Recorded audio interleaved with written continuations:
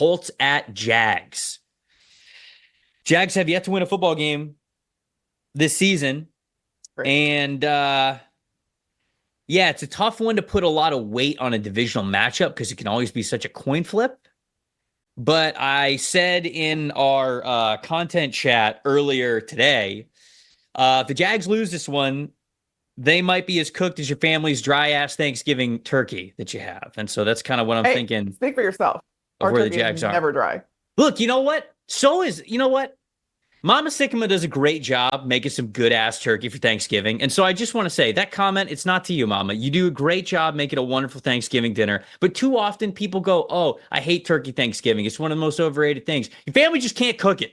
Can't cook it. There. Yes, you're 1,000% correct. If you don't like turkey, it's because you've just never had good turkey.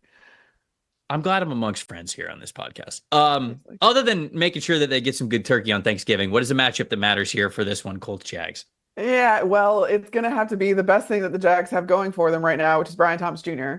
and how he fares against, I guess, Jalen Jones. I mean, this Colts secondary isn't filled with stars, so there should be an opportunity here. And as of right now, BTJ is second among rookies with 275 receiving yards. So he's doing well, but can you kind of keep this up? Can Trevor find him? Is Trevor going to have the opportunity to do so? Kind of save this offense and therefore save this team, save Doug Peterson's job? Does he want to save Doug Peterson's job?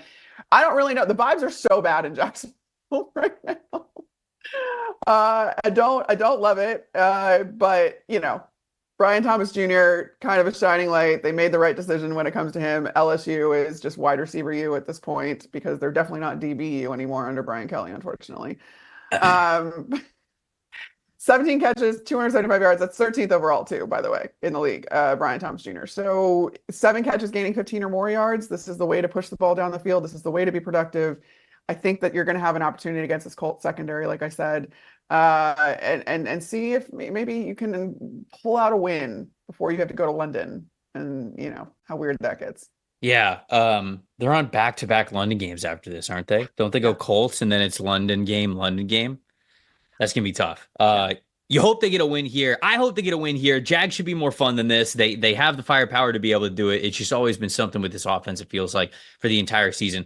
My matchup that matters here, it's got to start with the consistency along the O-line, right? It feels like, okay, well, if the pass catchers and Trevor Lawrence are having a good day, the offensive line's not having a good day, and vice versa. Let's get a good offensive line day. And it's going to be a little bit of a tough task here because Colts defensive line specifically, 57 pressures. It's 13th most among defensive lines so far this year. Ode Angbo's got 12 pressures. Taekwon Lewis got 12 pressures. Laiatu Latu's got 10 pressures.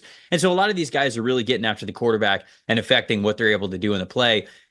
Anton Harrison was the only offensive lineman with a pass blocking grade below 78 last week. So let's continue to put the best foot forward here for Jacksonville. Again, look, at the NFL Stock Exchange podcast with me and Connor, we do this draft podcast all year round. We have this series that we call Fixing Your Franchise. And we normally don't get to those until like December, and very clearly these teams are out of the playoffs and they're probably getting a top 5 draft pick. Or sometimes if you fire your head coach in the middle of the season, we'll get to it. Last year we got to it sooner than we ever have because Carolina fired Frank Reich after 6-7 games, something like that. People are already talking about the Fix Your Franchise series for the Jags. I don't want to do that yet. It's too early for that. Can we just win some football games? I want to see it. Trevor Lawrence, he's too good for that. I want this team to get off the schneid. Nothing against Colts fans or anything here, but I like it when it's really competitive and high parity league. So to me, I think that's a big time matchup that matters. What the Colts defensive line, or specifically what the Jags offensive line, is going to do against the Colts defensive line. What is the plus factor here for you? Joe Flacco. If that's the case, we don't know the status of Anthony Richardson, but it doesn't look like he's going to play this week again. So you're going to say, all right, put in Joe Flacco, who 16 of 26 attempts last week, 168 yards, 2 touchdowns, no interception, 105.9 rating in his Indianapolis debut. So it's his 6th straight game with 2 or more touchdown passes, by the way. He's had, and then specifically, actually, Joe Flacco against the Jags, his last 2 starts versus the Jags, he's had over 300 passing yards and 3 touchdown passes. So he somehow does really well against the Jags.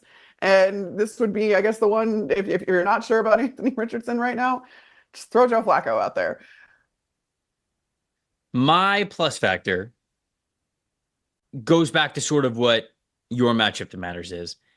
And it has to be Brian Thomas Jr. for a lot of the reasons that you mentioned there. 71.6 PFF grade. You mentioned that's top 30 in the NFL.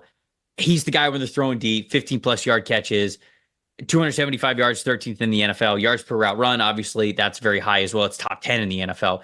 So to me, if they're going to win this game at all, if the Jags are going to win this game at all, they've got to put up a decent amount of points. And the way that you do that against a absolute titan, like you mentioned, in Joe Flacco, just a vet that's seen it all and won everywhere. Elite, yes. Flacco, elite. Yes, I forgot. It was right there for me on a silver platter, and I missed it. But yeah, if you're going to keep up with what the Colts want to do on offense, especially for how well their receivers are playing this year, you got to be able to run the offense through Brian Thomas Jr. It felt like in the first couple of weeks, I had mentioned that it was only going to be a matter of time before they had him as their number one option. You might as well just put the foot on the gas all the way to the floor, running this offense and this passing attack through Brian Thomas Jr.